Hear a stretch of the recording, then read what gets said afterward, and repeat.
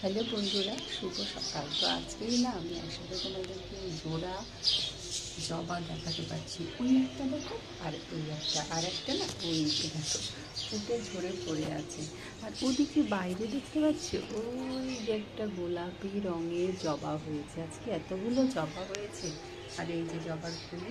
আর এদিকে দেখলাম ওই যে কর্তুলাতেও কলি এসে গেছে। আর বেলি, ওই যে বেলিটা আমার, বেলিটা বাইরের দিকে, এই যে বাইরের দিকে ফুল দিয়েছে। আর ওইখানে একটা, ওই